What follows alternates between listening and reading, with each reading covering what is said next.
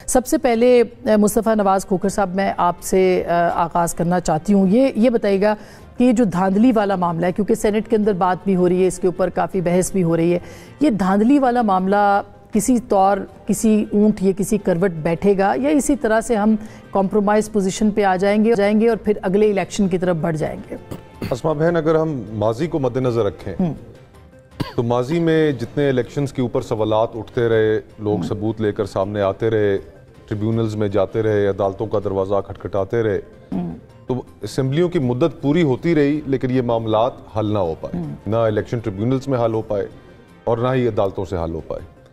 اور اگر جتنے بڑے سوالات اس الیکشن کے اوپر اٹھے ہیں، اس طرح بھونڈے طریقے سے جس طرح چیزیں ہوئی ہیں کہ فارم 45 کچھ کہہ رہے ہیں، 47 کچھ کہہ رہے ہیں، تو اس صورتحال میں اگر کوئی اس کا حتمی نتیجہ نہیں نکلتا، اس کے اندر انویسٹیگیشنز نہیں ہوتی کہ اس سارے معاملے میں آپ کے ملک کا دارالخلافہ بھی جب محفوظ نہیں رہا، جہاں پر نہ صرف پوری دنیا کے فورن مشنز موجود ہیں، اور آپ نے کنٹیسٹ کیا ہے 2 حلقوں سے، اور آپ نے کہا کہ دھاندلی ہوئی ہے، 100% ہوئی ہے. اب تو خیر اسلام آباد ہائی کورٹ نے اس کے اوپر لے لیا اسٹیک. دیکھیں نا کہ ہم یہ بات ہوا میں نہیں کر رہے، ایویڈنس کی بنیاد پہ میں یہ بات کر رہا ہوں کہ فارم 45 جو ہے وہ جو تحریک انصاف کے کھڑے کیے گئے آزاد امیدوار تھے اس کے مطابق وہ جیتے ہوئے ہیں، لیکن جو فارم 47 کا نوٹیفیکیشن ہے وہ مسلم لیگ نون کو جتا رہا ہے، ان کے امیدواروں کو جتا رہا ہے. تو یہ یا تو ہماری ایویڈنس غلط ہے یا ان کے پاس کوئی ایسا کیلکولیٹر لگا ہوا تھا کہ جس میں جو ہمارے پاس فارم 45 آئے ان کے ووٹ گئے ہی نہیں.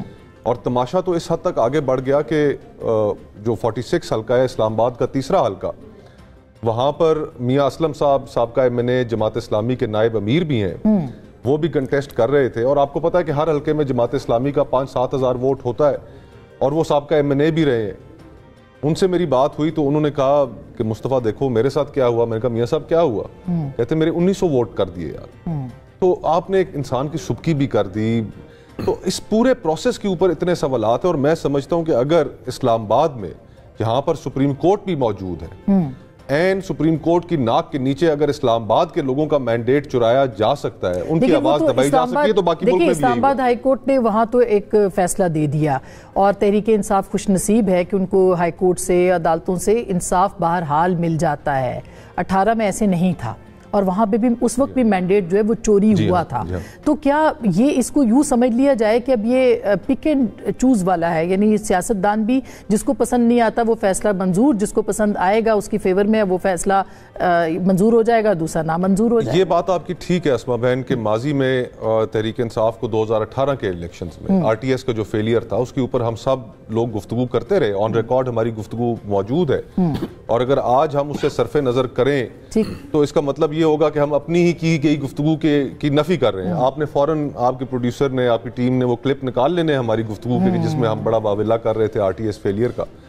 اس کے اوپر ایک کمیٹی بھی بنی، اور اس کمیٹی کا بھی انجام وہی ہوا جو آپ کو یاد ہوگا کہ سینٹ الیکشنز میں میں نے اور ڈاکٹر مصدق ملک صاحب نے کیمرے پکڑ لیے تھے. نہ اس کمیٹی کا، اس کے اوپر بھی ایک کمیٹی بنی، نہ اس کا کوئی اجلاس ہوا، اور نہ پرویز خٹک صاحب کی سربراہی میں جو کمیٹی بنی تھی RTS کے فیلئر پر، نہ اس کی کوئی آگے پیش رفت ہو سکی. مجھے فرق یہ نظر آتا ہے میری ذاتی رائے میں کہ اس وقت 2018 میں عمران خان صاحب کو فنشنگ لائن تک پہنچانے کے لیے دودھ میں پانی ملایا گیا تھا. فرق آج یہ ہے کہ آج پانی میں دودھ ملانا پڑ رہا ہے ان کو باہر رکھنے کے لیے اور ان کی جگہ کسی اور کو لے کر آنے کے لیے. صحیح. تو سسٹم اتنا اس حد تک وہ آگے جا چکا ہے کہ اس نے یہ جو فارم 45 47 کی جو کنٹروورسی ہے کہ اس کے اوپر اقوام متحدہ کے سیکرٹری جنرل کی بھی سٹیٹمنٹ آ گئی، باقی چلے امریکنز کی آ گئی، برطانیہ کی آ گئی، HRCP کی آ گئی. ویسے ان کی دلچسپی کی وجہ جو ہے وہ میں نے پوچھنی ہے آپ سے، کیونکہ 18 میں یہ وجہ نہیں، ان کے پاس کوئی دلچسپی نہیں تھی. کیونکہ دیکھیں نا اب تو میں نے ابھی اس پہ پوچھنا ہے، لیکن بھائی صاحب آپ نے آج تقریر کی اور آپ نے کہا کہ آپ کے ساتھ جو کچھ ہوا اور جس طرح سے بھی ہے افسوسناک ہے، یہ نہیں ہونا چاہیے پولیٹیکل ورکرز کے ساتھ. لیکن یہ سمجھتے ہیں کہ جب آپ کے اپوننٹس کے ساتھ یہ سب کچھ ہو رہا تھا تو اس وقت تحریک انصاف جو ہے اس کا رویہ درست تھا؟ اعوذ باللہ من الشیطان الرجیم، بسم اللہ. دیکھیں یہ تو کسی بھی صورت کنڈیمیبل ہے، کسی بھی فارم میں ہو، کسی کے ساتھ بھی ہو، لیکن شاید جو ہمارے اوپر ایگریشن کا لیول ہے اس کی شاید ویلاسٹی تھوڑی زیادہ تھی. But any how time has passed. And جہاں پہ اتنی سارا تھریش ہولڈ آپ کے پاس آتا ہے اس کے ریپریکیشنز میں الٹیمیٹلی بینیفٹ ہم نے لیا ابھی صحیح 8 فروری کو جو رزلٹ آیا وہ لوگوں کی چاہت کا بھی تھا, سمپیتھیٹک گراؤنڈز بھی تھے. خان صاحب کے اوپر جو 3 کیسز کا فیصلہ کیا, پلان یہ تھا کہ یہ فیصلے ہوں گے تو لوگ سمجھیں گے کہ 30 سال کے لیے نااہل ہو گئے تو شاید وزارت عظمیٰ کا کینڈیڈیٹ نہیں ہے, وائی ووٹ فار ہم. ایک جو ووٹنگ ٹرینڈ رہا ہے کہ جی اگر الیکشن میں ایک شخص آ نہیں رہا تو ووٹ کیوں کیا جائے, وہ تھوڑا سا اس نے تھوڑا سا ریبٹل دیا, اینڈ جو 8 فروری کا وہ سب نے دیکھا.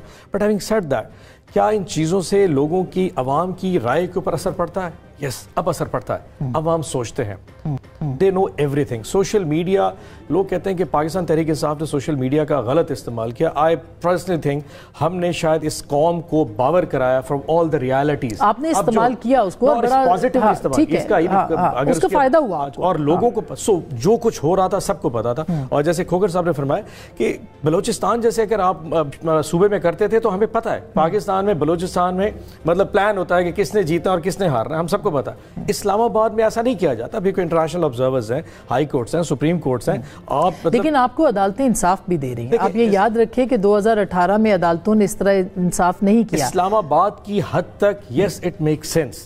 کیا کراچی میں ایسا ہو رہا ہے؟ 18 سیٹیں ایم کیو ایم کو جہاں دے دی گئی ہیں, جہاں ان کی شاید 1 سیٹ نہ بنتی ہو. کیا اس کے لیے آپ اسلام آباد ہائی کورٹ آ جائیں. ساؤتھ پنجاب میں جو ہمارے ساتھ ہوا ہے, ہم نے وہاں 13 سیٹیں آئیڈینٹیفائی کی ہیں جو ہم 40 ہزار سے جیت رہے تھے. کیا ہوگا؟ ایسا نہیں ہونے لگا. کہیں نہ کہیں اگر پک اینڈ چوز کر کے صرف راضی کرنے کے لیے اگر کر دیا جائے, دیکھیں جی اگر انٹرنیشنل آبزرورز کو دیکھیں, اسلام آباد میں 3 سیٹیں انہوں نے کلیم کی تھی, ہم نے واپس کر دی. This doesn't make any sense. آپ 3 یہ واپس کر دیں گے, سلمان اکرم راجہ کی دے دیں گے, but what about all those seats? ہمارا کلیم 70 سیٹوں کے اوپر ہے. صحیح. So it doesn't make any sense. تو اس کا مطلب ہے کہ دھاندلی پلوشا, اس سے پہلے کہ عفنان صاحب کو جواب دے کیا جائے کیونکہ بینیفیشری آپ دونوں جماعتیں ہیں, یہ بتائیے گا کہ یہ دھاندلی والی بحث کب ختم ہوگی پاکستان کے اندر, اور کیا واقعی یہ پاکستان تحریک انصاف کے ساتھ جو ظلم ہو رہا ہے یہ اس سے پہلے تو کسی اور جماعت کے ساتھ نہیں ہوا؟ کیا ایسا ہی ہے؟ دیکھیے ظلم تو ظلم ہے, اس کو کسی طرح سے ہم جسٹیفائی نہیں کر سکتے اور نہ کرنا چاہیے. اور نہ ظلم کی کوئی کیٹیگریز ہیں کہ کتنا انہوں نے برداشت کیا, کتنا ہم نے کیا, اور کتنی کس کی برداشت ہے. ہو سکتا ہے ایک چھوٹی سی بات کسی کے ذہن پر اتنا اثر ڈال جائے کہ وہ ساری زندگی جو ہے وہ اس اثر سے نہ نکل سکے, اور اس کے بدلے اتنی بڑی مار اور چوٹ کسی اور کا جسم سہ جائے. تو ظلم کو ہم اس طرح کیٹیگرائز بھی نہیں کر سکتے. لیکن یہ بات بھی حقیقت ہے کہ اس ملک میں لوگوں نے اپنی جانیں دی, پولیٹیکل ورکرز نے, لیڈرز نے, وہ تو جان سے ہی گئے.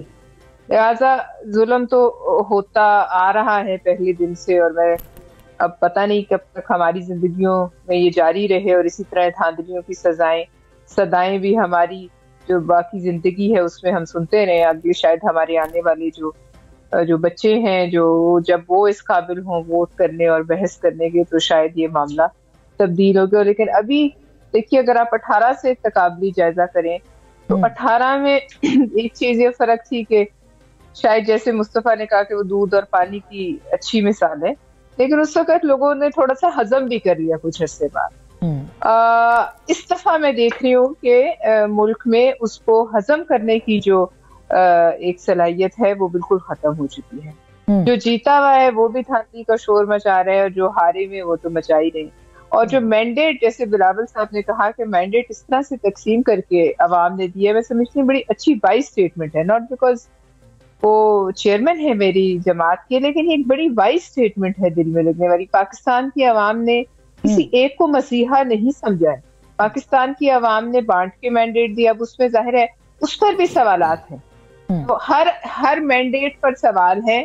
اور میں سمجھتی ہوں کہ اتنا جو ہے بڑا ایک مسئلہ ہے کہ اس میں سے سوالوں کے جواب تو نہ میرے پاس ہیں, نہ آپ کے پاس ہیں, نہ کسی اور کے. سوالوں کے جواب تو الیکشن کمیشن کے پاس ہیں. اور الٹیمیٹلی میں سمجھتے ہیں سائے کو جب تک کوئی نئی حکومت بنے یا کام کرے, جب تک یہ جو ایک نحوست کا سایہ جو دھاندلی کی صورت میں اس کے سر پہ یہ جو صدائیں ہیں یہ آتی رہیں گی, تو وہ حکومت کام نہیں کر سکتی.